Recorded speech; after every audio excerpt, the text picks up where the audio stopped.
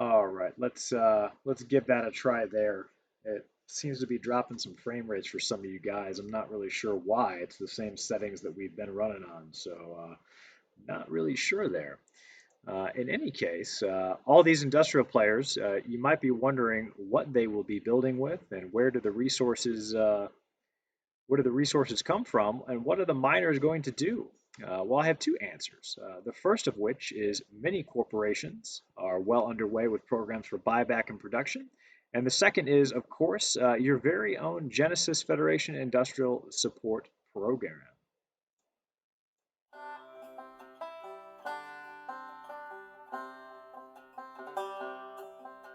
For 60 AU off the Warp Gate path, there's a Kerensky that works more with ore than weaponry. His name is Simple Kerensky, but he's no dummy. He realized long ago the greatest thing he would ever create was his venture. We captured that moment. We run it on a loop through Simple Kerensky's mind, and the chemical it makes his brain secrete we use in our Simple Kerensky mind control chips to keep people mining ore. Come home to the flavor of your own completion. Come home to Simple Kerensky and the Genesis Ore Buyback Program.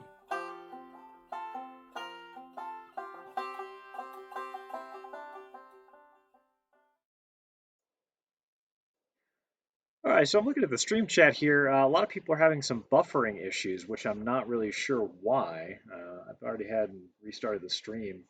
Haven't changed any of the settings from the last stream. Let me just take a look at it again, see if I can maybe lower the bit rate there a little bit. Let's see.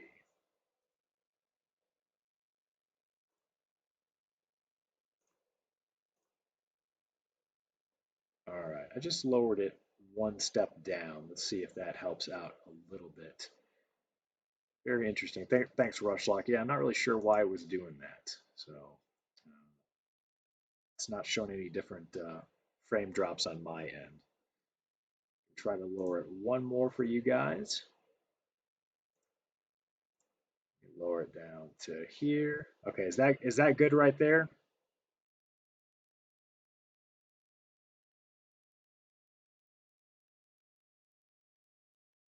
I'm going to take that as a yes that that's okay there. Let me know if there's more intermittent stream issues. I'm not really sure why it was doing that. All right, so let's go ahead and start in on the what's going on in the Genesis Federation world. All right, well, as any growing alliance, we have our bumps in the road, and those bumps are actually human beings who do stupid things that cause them to be flung full warp speed into the traffic lane, where we run them over, back up, and burn out going forward. So this week, as a feature in our special report, we saw one idiot, Piment, exposed for being human slime and going on a racial and otherwise gross tirade. We are always sorry to see such behavior, but we're certainly not sorry to toss those select minority out the airlock. So good riddance to Piment, who, of course, after getting butthurt for being exposed, uh, he tried to come to our territory and attack us for removing him. Of course, we did resolve that with the appropriate application of a laser turret.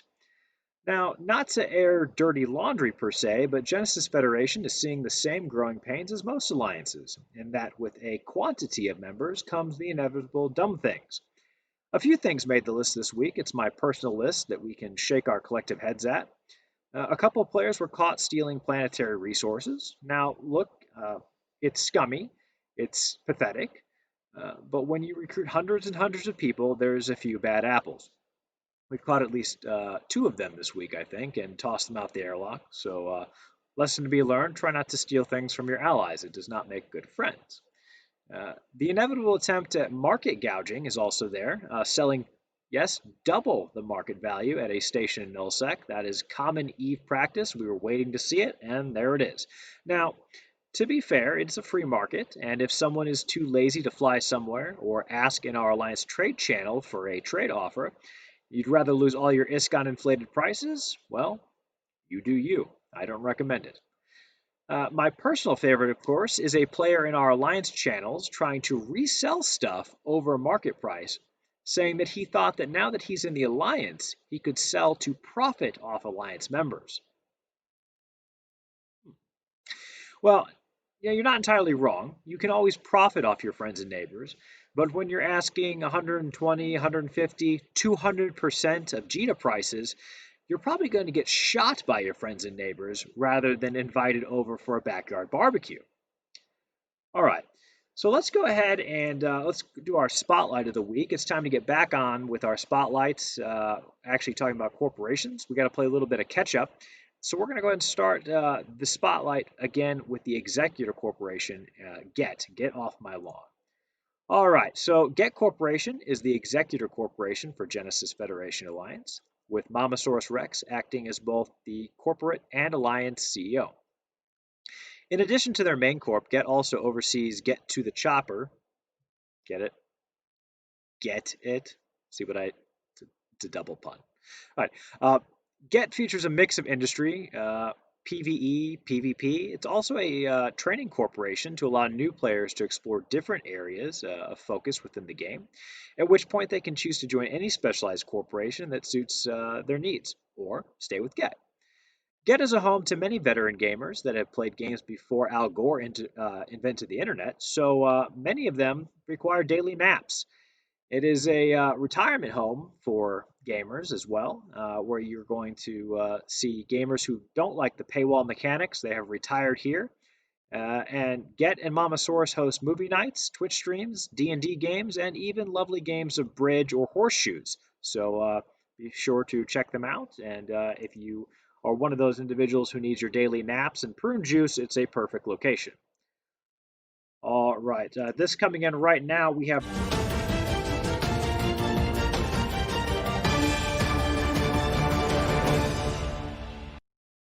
breaking news. We have a war report here. OP4S withdraws from Esoteria, and the active conflict now goes to a cold war of casual probing and occasional toe stubbing. Okay, it's not really breaking news, but how often do I get to hit that button? It's breaking news if I say so. So, in any case, you can check out the report from the Genesis Wire Weekly over at our website, genesisfed.com/genesiswire. Again, that's genesistaccfed.com/genesiswire for the full story. We've got a little write up there of exactly what all happened in the beautiful news that is the war front. All right, let me clear this guy out of here. All right, so I do have some interesting topics to cover this week, but I do have to touch on our typical. Oh, yeah, there's Salty taking his nap time. Salty, go back to sleep. You can watch the stream at like 4 in the afternoon or whatever it is. In any case, we do have to do our favorite little media segment, which is of course is everything is stupid before we cover things that are important. So let's take a look at this week's potatoes and Muppets. We're not going to really go in depth, and in fact, it's just kind of a casual shout out to Dead. Dead are the same people who are still crying on Facebook, Reddit, and the Echo's Discord about how we won't stop talking about them and whining. Now, that might be a fair point if we were just bringing you up for no reason, but it's hard to consider it no reason when you're mentioning us by name in your recruitment ads. You're attempting, futilely I might add, to smear us with your misleading reports and vain attempts to report us for in game offenses. And today's highlight, joining my live stream earlier and commencing to shit talk like middle school kids enraged that their stepdad beat them and they're now trying to take it out on someone else at the school. So in true ex-girlfriend fashion, today, during my casual live stream of my first Echoes Dead Space, yes, I'm a PvE noob. I don't do PvE often. The first viewers for my stream were Dead. Yes, Dead Corp immediately jumped into my stream and chat, trying to goad me with such overwhelmingly powerful insults as to mock me as unattractive and to tell us how much better they are at PvE. Now, I can't get better at PvE because I am trash, but I hope you now find me beautiful and you will no longer insult my appearance. I am available most of this week if you want to take me to dinner. My birthday is coming up. I do enjoy a nice steak or maybe a mahi taco, something like that. Shout out to Borg Corp and your tacos. So, in any case, you did hear me correctly. The PvP group couldn't think of something better to say than to tell us they were better at shooting NPC characters than we were. Breathtaking. Staggering, I know. I was so taken aback that I had to blink not once, not twice, but thrice to clear my vision and confirm I was watching grown men trying to insult my appearance on the internet and also tell me they're better at killing NPCs. I will say, good job to the dolt I had banned from the channel. While my viewer count is one fewer without you, I just couldn't have you there spamming the channel. Can't remember your name, but I did have to clear the chat up because we had a bunch of new players asking us some basic questions trying to get familiar with the game while we were clearing the dead space. Um, Now, I did tell them to come fight us rather than spam us, to which they challenged me for having my stream blurred and demanded our location if we were not afraid to fight them. Now, look, the level of intellectual dishonesty and pure stupidity in that challenge is pretty obvious. We were in PvE fit ships clearing a dead space. Also, our home base location is well known. We are obviously not going to give you our location to come in PvP ships to kill our PvE ships. If you had any intention of actually fighting us, you'd just come to our home base. Oh, wait, I almost forgot. You brag about your PvE prowess, not PvP. So I suppose what you really wanted was to come to the dead space and have a competition on who killed the NPCs faster. I concede you're much better at fighting non sentient beings than we are. All right, anyway, moving on from the everything is stupid. Well, Dead won't come fight us, but if someone else does and the Alliance has to fleet up to fight off the bad guys, you might be wondering if your ship is protected against loss. Well, insurance might let you down if you're not in a trainer ship, but Genesis Federation won't.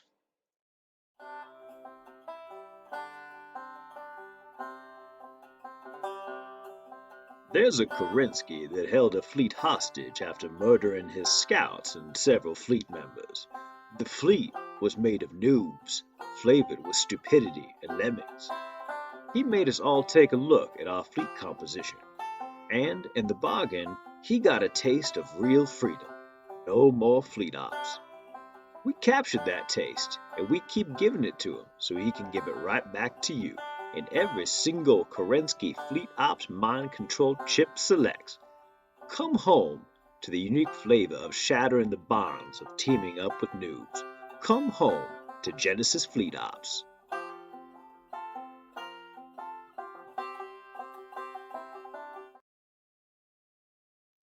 All right, again, see the Discord for details. We are definitely working to keep increasing the ship stockpile for the Alliance, the SRP fund, ensuring that you can get a ship whenever it's time to smack some reds or neutrals in local. And remember, if it's not blue, shoot it. Now, fun clip this week that was brought to my attention today, actually. The developers talked about us and the OP4S conflict and confirmed it was the largest conflict in the game so far. Now, that's not saying much, and their reporting wasn't the greatest on it, but it was definitely cool to hear us and OP4S mentioned. Congrats to both sides of the conflict for making CCP NetEase news, and good show, OP4S guys and gals. Now, I would be remiss if I didn't bring up how I came across this information. PPU, Pew Pew United, in a snarky little mannerism, created a little video montage of the developers stating that OP4S had withdrawn from Esoteria and had moved and secured Impasse. Now, PPU took that upon themselves to test the defense of OP4S systems, just as they test ours, and the results were as predicted. When you show up to a nullsec home, you find things to kill. So let's go ahead and take a little look at the video here of that. We've actually already had two alliances go head-to-head in what was apparently, at this point, Evaco's largest fleet battle, which had over 200 players, it was something like 150 on each side, who went head-to-head in Echoes in their little frigates. Which I'm sure it's enjoyable. Genesis and OP4S. So they had a huge epic battle, around 200 players. Eventually, Genesis pushed out OP4S out of Esoteria. Now OP4S holds Impasse. Okay, so here we go. We're hitting the montage. I did pull the music out because copyright strikes and such. This is actually YouTube, so you can find their video on YouTube. But this is, I fast forward up some of the clips here. You can see the beginning. They go into one of the main home systems there. There's 30 some odd in local. They're in a fleet of about 4. Eventually, they do gain some more, but it's pretty cool to see that they're going around trashing some stuff. Again, here they are on station. Looks like 3 in fleet. I think they get a 4th guy not in fleet because he's bad or something. And so multiple OP4S. The video's interesting. The sound check's not bad. Yeah, there's a little goading. You got your backup. Are you going to win? And then calling out OP4S for leaving some guys on field. Now, during the video, there's a few times that they obviously outnumber the guys that they're killing, and then there's also a couple times where they're clearly outnumbered by 2 or 3, and they're just outpiloting them. Their ships seem to be fit pretty well. Obviously, they've got that obnoxious pixelation there. My God, that's actually giving me a headache. But in any case, you can check out the full video. It's a 9-minute montage. There's a lot of good stuff on there. Yep, hearts to PPU, Stank Breath. Shout out to you guys, PPU. We love those guys. We're really sorry about the whole Piment issue, obviously. But PPU was definitely happy to shoot back at him today when he showed up. Right. Okay, so our last segment here today, we're just going to kind of go over an update on some things in game and talk about some balance and feature issues. So first on the list, and speaking as an alliance leader with alliance programs, the lack of corporate contracts is a huge deal. Now let me explain. If you're not familiar with EVE Online, once you have these large groups, corporations can be up to 200. Right now, you can have up to 2,000 people in the alliance. What you're really looking at is a stagnation in the market, essentially, because the only way to sell things directly to players is by making a contract, but it has to be a personal contract. So from me to you or you to me in order to buy or sell items, trade items, right? There's no opening up a trade menu in the station and giving items over. Most importantly, there's no corporate or alliance contract, and I think the corporation contract is the bigger issue. Now, for those of you who don't know what a corporation contract is, what I'm talking about is an individual with specific roles in the corporation can create a contract that draws directly from the corporate wallet and the corporation's office hangars if they have a hangar in that location. So say, for example, I'm a director in a corporation and I need to sell a bunch of ships. Like I'm an indie corporation. I'm going to sell ships to my alliance or to my corporation. Now, what I might do is on behalf of my corporation, I grab a ship out of the hangar from all the ships we've built, and then I assign it to someone and sell that to them. Or I can make a contract that is purchasable by anyone within my corporation. So the scope of the contract of who can see it is the corporation. And the same thing on an alliance level. Right now, we don't have any of that in game. So the trouble that we have is at the alliance level and even at the higher level of corporation operations, you can't mass contract things out. You can't set things up so that an individual is a focal point for being able to dish out contracts to multiple players. For example, the ship replacement program. Let's say that the alliance has a bunch of ships that they've pulled together in their holding corporation, and the holding corporation wants to issue contracts out to refund ships to people that have lost their ships. They have to do this on a personal level. I would have to do a personal contract to each individual, meaning I would have to pull the resources out one at a time. Now, ship-wise, this isn't as bad, but let's say that we're refunding money. Let's say that we're doing a purchase of stuff. So let's expand this to say I'm trying to get 100 ships purchased for the alliance, and I want to purchase them from 3 people. I cannot make a contract from my corporation that pulls from my corporate wallet. Instead, I have to draw from the corporate wallet or from my own funds and issue 3 individual contracts. Now, you might not think that's a big deal, but once you start scaling that up to hundreds of people needing orders at a time, you might see that there's an issue. Now, the skills are in game. It is coming, okay? The skills are in game. They're under the trade section. They're part of your trade skills, but the feature is just not built into the game yet, and that seems like a huge oversight on the developer's part. Now, we did get some developer response on that, which I'll get to in a minute, but the next issue is we are still stuck at an alliance corporation cap of 10 corporations. Now, during the post-beta AMA, the developers confirmed that there would be larger alliances at launch. And similarly, they said fleets were going to be larger and or have a joint fleet option, so some kind of way to control multiple squads, so two fleets can link together or something like that, some kind of mechanic towards more than 10 people. Okay, um, we went through weeks without a comment, and I finally got in touch with NetEase Melos regarding this and some other issues. To the corp contracts topic, he stated, quote, corp contracts are still under development, end quote. And to the issue of alliance and fleet size limits, he said, quote, the limit would be higher, but not at launch. We will introduce larger fleet size and alliance size when SOV and war mechanics are released, end quote. So on one hand, it's nice to get a response from the developers. On the other, it does bother me to see things that were promised and not delivered, and it's much to a consequence of the player base. And if you can't see the trade issue as a consequence, let's look at it from the alliance perspective. So Genesis has, I believe, at count right now, we have 30 corporations. That includes a few alt corps. It includes two holding corps, I believe two. So 25-ish, like full-on corporations with 100 plus members, right? So we've got easily over 2,000 members, and these are not max skilled corporations. It could be more people, right? But we just had to create a second alliance today. So we had to pool together another billion ISK in order to get them into two alliances because your standings are limited to 100 total standings for diplomacy. So that's hostiles and friendlies, total diplomacy tab 100.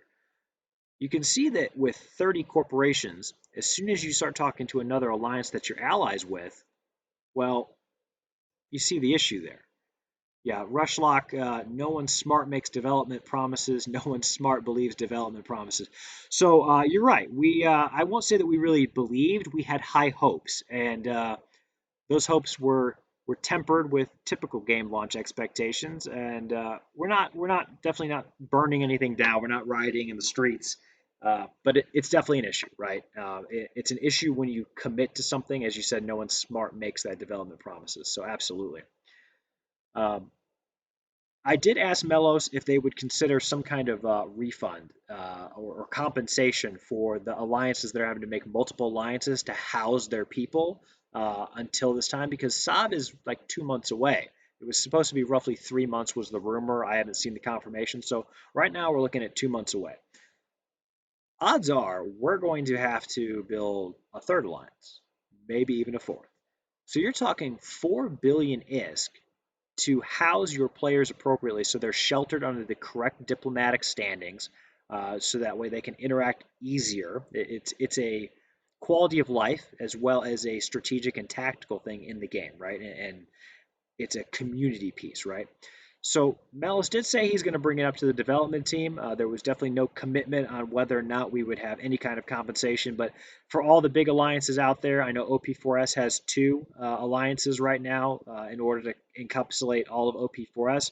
I'm hoping that they get all of us, including you, Goons, any of the other larger alliances, some kind of deal worked out for some sort of compensation. Question there from Nathaniel. Do we know if Saab is going to be the same as it is in EVE Online in terms of the whole TCUs, iHubs, etc.? So we don't. We don't know exactly what they're going to be doing with it. They've been pretty vague on how it's going to be implemented. So really, we're just going to have to wait and see. Saab will drop one day, and we'll see if we got patch notes explaining it beforehand, if there's been any data mining to explain what the structures are going to be. Really, we don't know for sure. Okay, now let's talk about some PvP balancing issues, and specifically missiles and warp disruptors versus warp scramblers. Now, I know I'm not the only one seeing this, and it is an issue. Missiles are just not balanced, and it's hard to actually quantify this. So this is anecdotal to a degree. There seems to be a distinct lack of calculations that significantly impact the damage applications of missiles. So what do I mean by that? So that is to say that they hit really damn hard in almost all cases, while turret-based weapons are at the mercy of the gunnery computation system. Missiles seem to apply damage at an incredibly efficient level, while guns seem to struggle at times, as they should, right? Let me give you an example. So for fun and just to experiment to see how Eve Echoes translated close to Eve Online in terms of setting up a ship. I took a Stabber fleet issue and I set it up similarly to a Vagabond that I would traditionally fly in Eve Online. It had double reps on it, a cap booster, double newts, uh, autocannons, and ended up in an encounter in our space. It was a defensive encounter against a guy in a Caracal Navy issue. So obviously he's a shield ship running missiles. I'm a shield ship. Now, in a traditional way of how this battle plays out, if he is active tank with a rep and I come in with two newts and I've got my two reps, I'm bursting my tank. My reps are going just long enough to keep me alive while my newts kill his capacitor. He can't rep anymore. And then my autocannons are shredding him because I'm at point blank range. I'm orbiting him at like 3K, 4K. So I'm right in there hitting my damage, right? What ended up happening was, and yes, he did end up having an active tank. We did see his reps going off. I landed on the Caracal Navy issue, and he was in the middle of finishing off an Omen trainer, and he turned his missiles on me after I was already shooting him. And I had newts. They were newts at Wandi, two double newts, no nos. So I hit him with the newts, and I'm hitting him at point blank range. I'm orbiting. My micro warp drive is off because I've already closed range, so my sig bloom is down.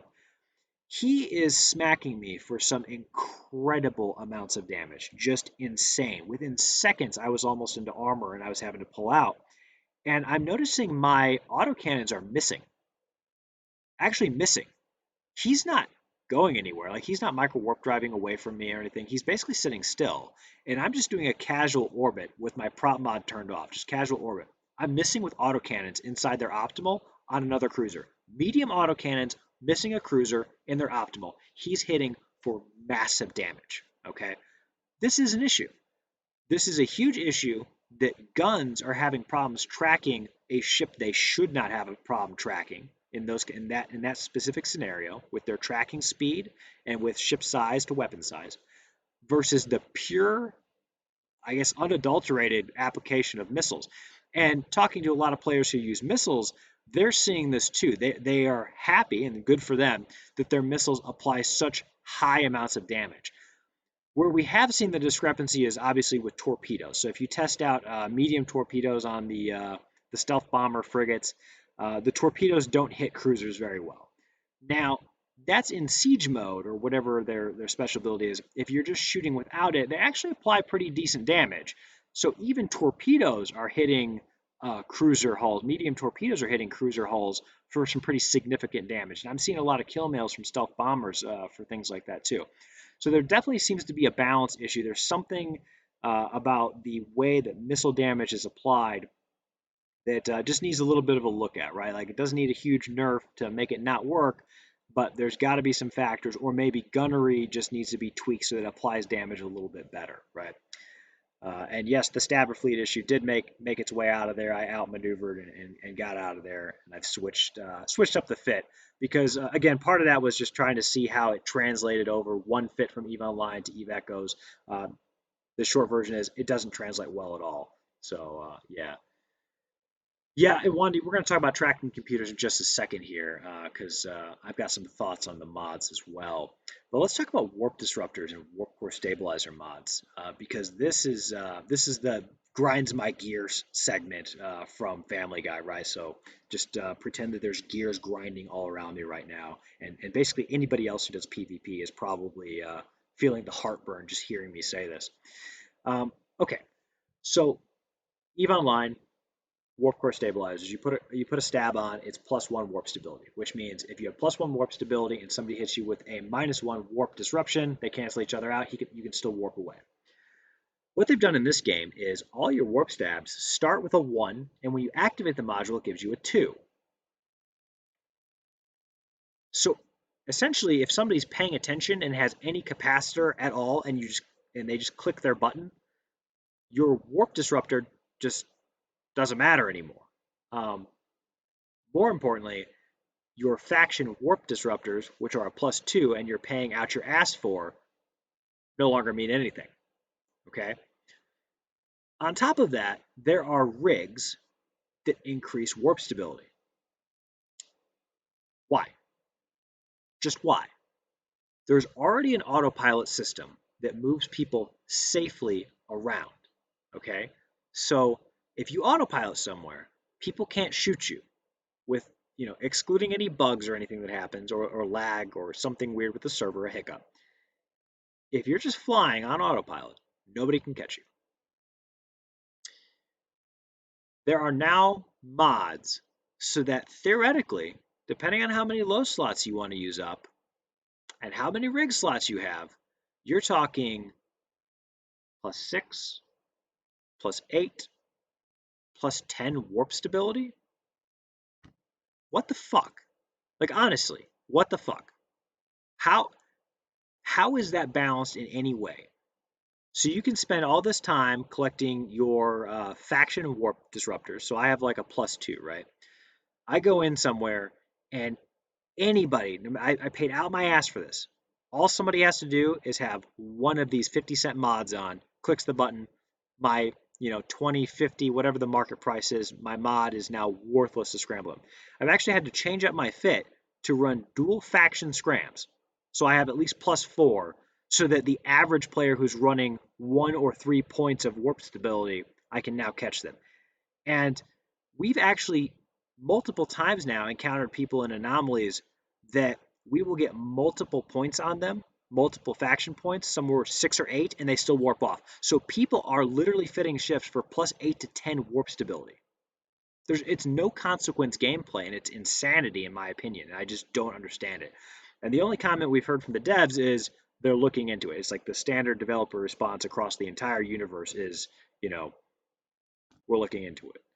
Nathaniel says, I feel like Eve Echo's devs want to provide a safer environment than Eve Online, like how they disabled PvP and HiSec. So I'm actually not against the disabling PvP and HiSec, and I'm not even totally against the autopilot being super safe.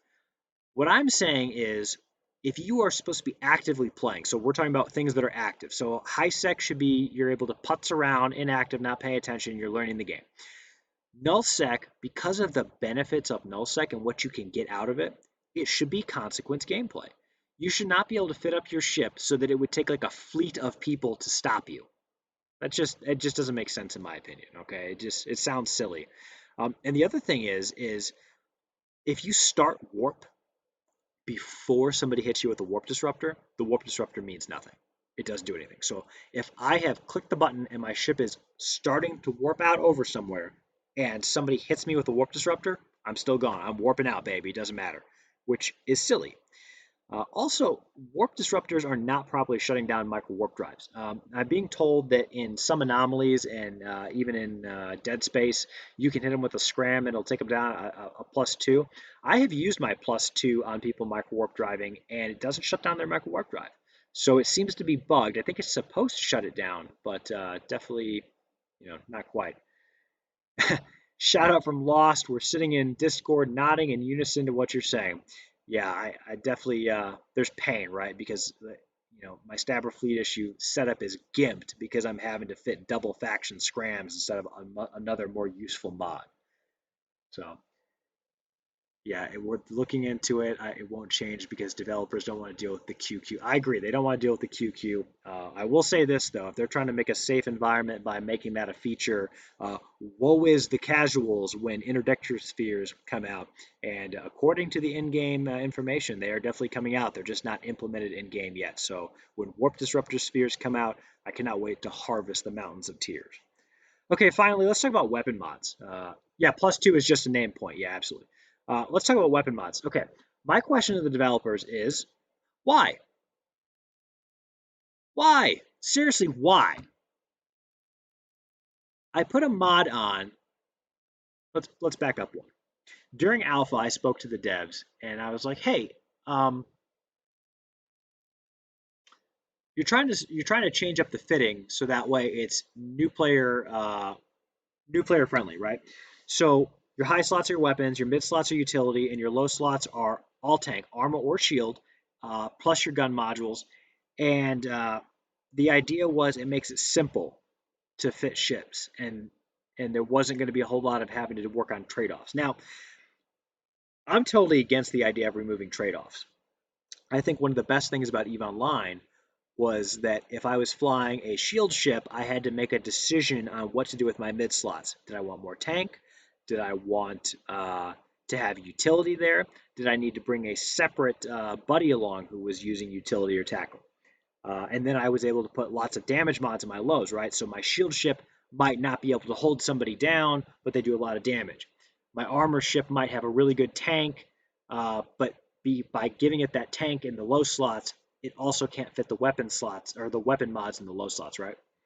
Well, now everything is just kind of like the same. All the slots just lay out the same. And I gave this example earlier on my stream today. Is if you take tier 5 cruisers across the board, take one of every faction's tier 5 cruiser, put their respective weapons in the highs, put the same mid slots, and then put the exact same loadout in the low slots, except for armor tank gets armor mods, shield gets shield mods. The stats on the ships and what they do is almost identical.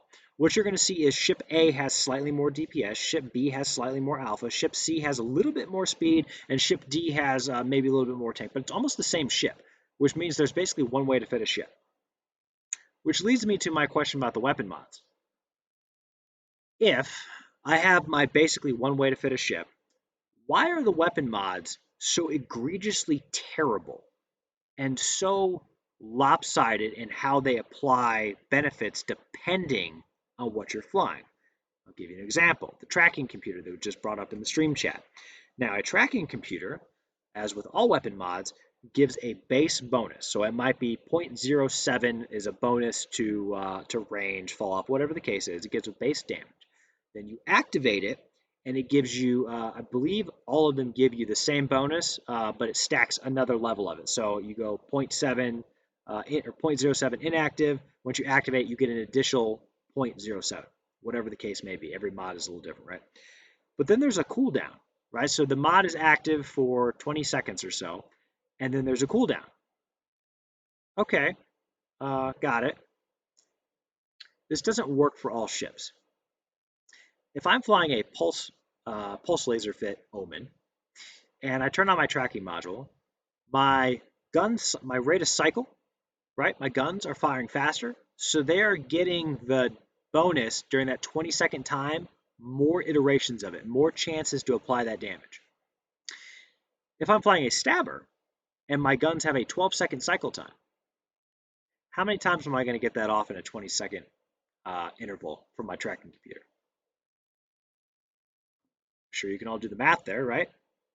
So I've just activated the tracking computer and I get off that one good shot. And if it misses, I'm really fucked. And if it hits, well, I hit once and now my tracking computer's gone. So we kind of discussed in the Dead Space earlier today. We're talking about different module effects, and the conclusion seems to be that the mod is helpful for the shot that you get with it, but then afterwards, like you're boned. Or what are you going to do? Put multiple different mods on to get different bonuses going? And all the weapon mods kind of work like this, and I just don't understand why. I don't understand why weapon mods are like that. Like they try to make every single mod have a passive and an active ability, and everything takes cap and has a cooldown cycle. And I'm starting to think it was just laziness in the creation. I'm not sure. I don't want to attribute bad motives there, but when I see the same pattern across the board for modules, I start to question why they ended up like that. Like, did somebody just not want to go in depth on how to create them? I don't know. Not really sure. I'm curious what you guys. So Iwandi says, get cycle time down to 9 seconds, and your tracking computer get 2 shots. Okay, but it's still 2 shots, right? So it's 2 shots, and then you've still got the cooldown cycle, which is kind of crazy, honestly. If you're like, what if you don't kill your opponent? So let's say you're sniping, and let's say your opponent is at 50-kilometer range, you're at 80, and you need your 80 because that's what you're sniping at. So you turn on your tracking computer to hit at 80 kilometers, right?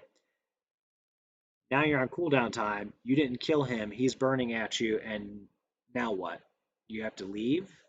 You have to wait for him to get closer? It seems silly to me, right? I don't understand why a tracking computer works that way. Um, I don't understand the cooldown thing. It doesn't seem to make sense to me. Let's see. Personally, I'd like to see them clean up the number of clicks to start the. Oh, good lord. Yeah. switching characters is pretty terrible. And sometimes, and this is phone and emulator alike, it seems I go to the home screen and sometimes it just freezes up and I'm just sitting there clicking, clicking, clicking. Highsec won't be safe forever. War decks are coming. Yeah, Damon, I don't know. Maybe. We'll see. We'll see if they actually come through with that or not. There's a good question there, right? Okay, I think that's really it. I'm not going to bitch more about weapons mods.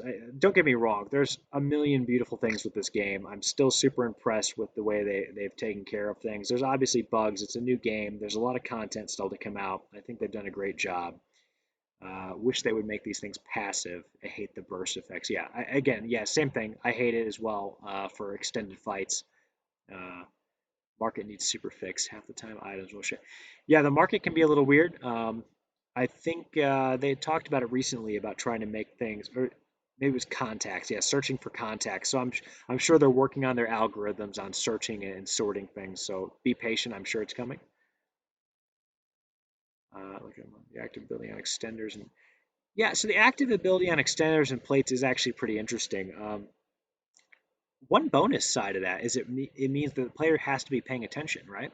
So let's say it's fleet ops and you're getting shot at, and now it's time to activate your yeah, exactly. Your passive tank can be played by cycling at the right time. Exactly. Awandi, 100% I agree with you there.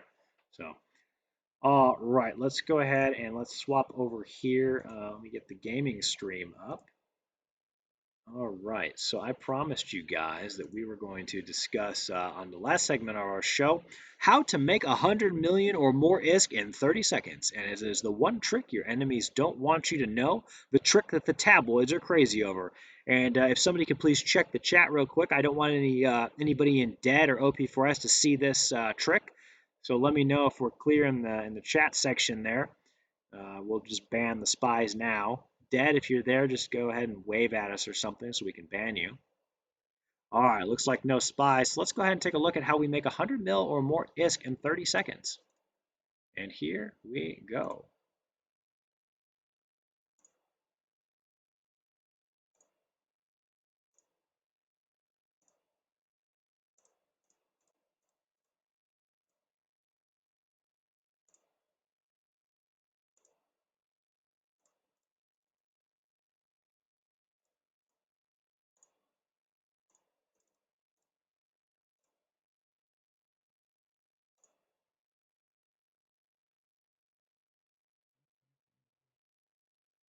Uh-oh, I'm not going to make the 30 seconds, guys. Just not going to make it. Tried. Let you guys down. All right. So let's actually teach you how to actually do some ISK here. So one of the things that we've been telling people is some of the amazing ways to make ISK out there. There's corporations doing ratting fleets, there's mining fleets, there's individuals teaming up, right? Uh, I encourage everyone to take a look over at our streaming section on the Genesis Wire, where Cythrex, our English and Korean speaking streamer, has pushed out 2 Twitch streams now. I think he just did one with different subtitles on how to make approximately 70 mil ISK an hour. Now, I do believe he's multi-boxing, so you're going to see him using multiple accounts. He's using, if I remember correctly, a Caldari Navy issue, right? But take a look at his stream and you're going to see what's useful.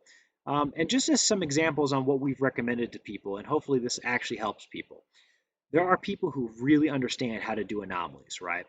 There's people who know how to do dead spaces. I just did my first dead space today with PPU. I haven't done them since, uh, EVE Online days.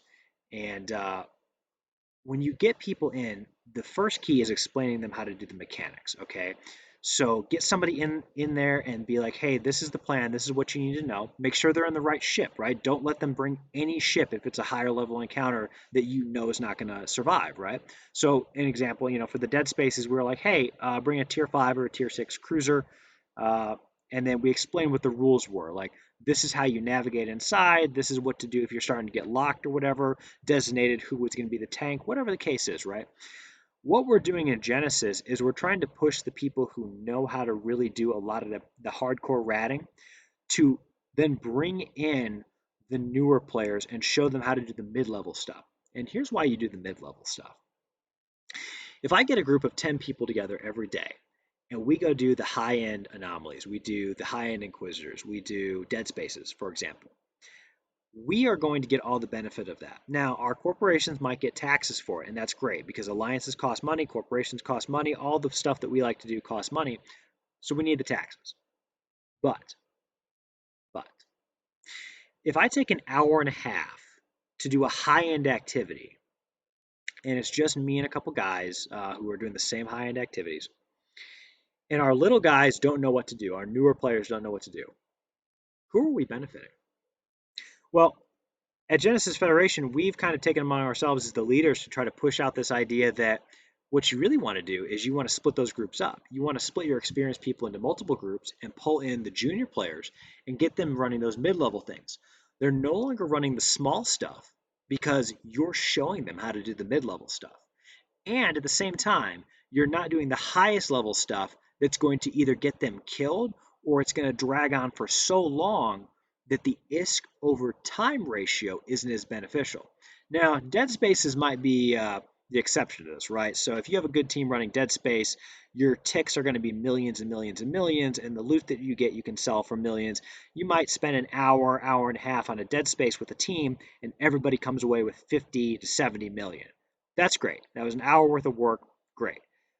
But if you look at Cythrex's stream, he's going to show you how you can do it without going through a dead space with a full-on fleet.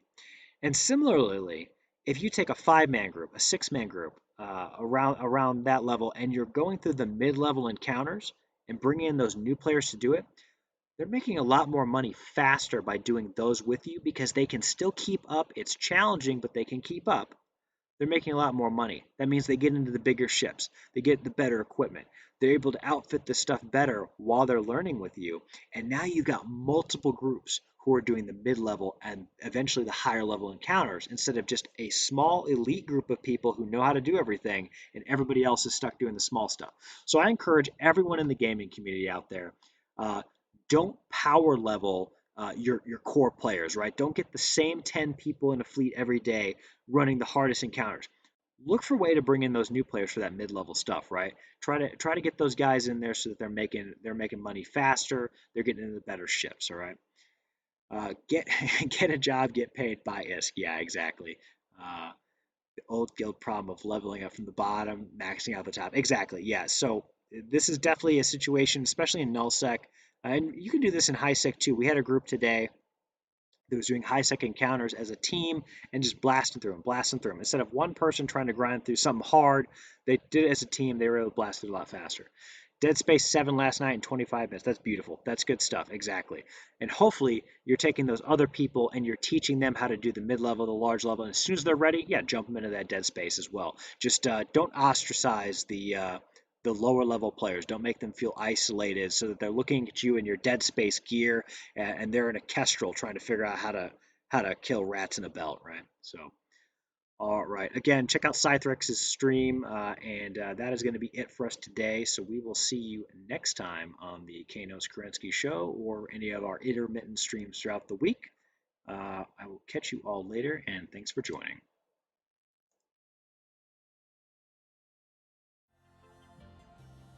If you enjoyed this episode, don't forget to subscribe and tell your friends to subscribe too. Be sure to check out the rest of the Genesis Wire content at www.genesistaccfed.com/GenesisTackWire. Thanks for listening. The Kanos Kerensky Show is produced by Kanos Kerensky, Executive Producer Tim the Lemur, Supervising Producer Moses the Lemur, Assistant Director Pavel the Lemur, Technical Producer Jolly the Lemur, Playback and Media operated by a neckbeard, edited by nobody, costume by a secondhand store, hair and makeup by a lemur with glaucoma. All EVE Online source materials are copyright CCP 2020. All EVE Echoes source materials are copyright CCP and NetEase 2020. The Kanos Kerensky Show is a Genesis Wire production, copyright Genesis Wire 2020.